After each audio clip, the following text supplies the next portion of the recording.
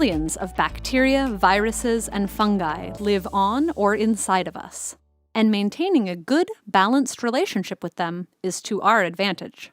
Together, they form the gut microbiome, a rich ecosystem that performs a variety of functions in our bodies.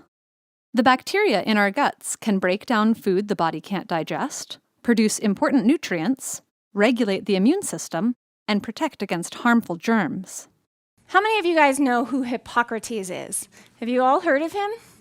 He's an awesome guy, right? 3,000 years ago, he said, all disease begins in the gut. And now that's an idea that's time has come back. It's come around. And so as a clinician, I always look at gut health first, no matter what. If our guts aren't functioning, if our digestive system isn't functioning well, nothing else will. Well, I'm here to talk to you about what I think is the most important organ, and that is the gut microbiome. So for those of you who don't know what the gut microbiome is, it's everything from your mouth to your colon, from entry to exit, all the bits in between. So your stomach, your small intestine, your large intestine, and all of the little critters that live in there. So bacteria, fungi, viruses, and cells. There are trillions of these little critters that are living in there. And we'll talk about this a little bit more later, but diversity is so important in the gut. And then, all of a sudden, I started hearing about the good bugs. And I go, what's that? And as we begin to look at the actual genetics, this was the breakthrough that allowed us to actually understand our microbiome. Microbes we acquire or do not acquire affect our likelihood of developing diseases like obesity, diabetes, and even some cancers. Now, microbes are also really important in the field of medicine. So, for example, what microbes you have in your gut determine whether particular painkillers are toxic to your liver. They also determine whether or not other drugs will work for your heart condition. As our bodies have been adapting to life in modern society, we're losing some of our normal microbes. And at the same time, there are quite a few diseases related to the gut that are skyrocketing in developed nations all around the world. So why is it important to have a healthy gut? Well, it's really important for long-term health. So if you have a healthy gut, you're going to feel more energetic. You're going to get sick less often. You're going to have better mental clarity and ultimately have better emotional well-being. Versus if you don't have a healthy gut, a lot of research is showing that this is related to things like autoimmune conditions, diabetes, neurodegenerative disorders like Alzheimer's, and even emotional issues like anxiety and depression. So microbes are performing a huge range of functions. They help us digest our food, they help educate our immune system, they help us resist disease, and they may even be affecting our behavior. Our health is severely influenced by many other factors, like our lifestyle, our diet, and our fellow microbes. 100 trillion cells, 1 and 14 zeros, that's the approximate number of microorganisms in your body. 10 times greater than the number of your own cells. Your microbial baggage occupies almost 2% of your body weight.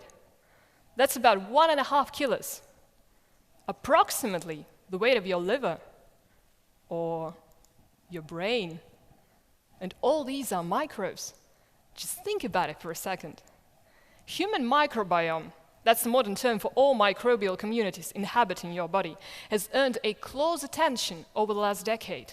It seems that we are only beginning to discover the mysterious role that is given to microbes in the performance of our health. Our biome describes 90% of all the cells. We're only 10%. Really, we are more microbial than we are human. So we have 10 times the amount of microbial cells than we have human cells. So that stands to reason that we are bacteria learning how to be human. It has been already shown in several studies that gut microbiota composition is associated to weight, as well as to likelihood developing diseases like diabetes or cardiovascular diseases. Like most of life, it's about a balance. And when they are not balanced, we call it a dysbiosis. When that begins to happen, we find that it starts causing diseases. You know the word irritable bowel syndrome. Some of you may actually have it. You know, diarrhea, constipation, abdominal cramps, all these kind of things. You know about colitis. You've heard of people that have colitis. These kinds of things are when there is a dysbiosis. There's an imbalance between the good bugs and the bad bugs. So I mentioned that microbes have all these important functions, and they've also now, just over the past few years, been connected to a whole range of different diseases, including inflammatory bowel disease, heart disease, colon cancer, and even obesity. Obesity has a really large effect, as it turns out, and today we can tell whether you're lean or obese with 90% accuracy by looking at the microbes in your gut. So that's amazing, right? What it means is that the 3 pounds of microbes that you carry around with you may be more important for some health conditions than every single gene in your genome. So what are some simple things that you can do to help improve your gut? Well, one, we've talked about changing your diet. In one recent microbiome study, scientists found that fruits, vegetables, tea, coffee, red wine, and dark chocolate were correlated with increased bacterial diversity. These foods contain polyphenols, which are naturally occurring antioxidant compounds. And then lastly, targeted supplementation. I'm not saying to take lots of different supplements. I'm saying if there's certain things that your body needs, you might actually take a supplement. So the next time that you're lying on the couch, feeling lethargic and not sure why, or you're sick for the 5th time in a year, listen to your gut. And if you have happy bugs, you're going to be a healthy person. Thank you very much.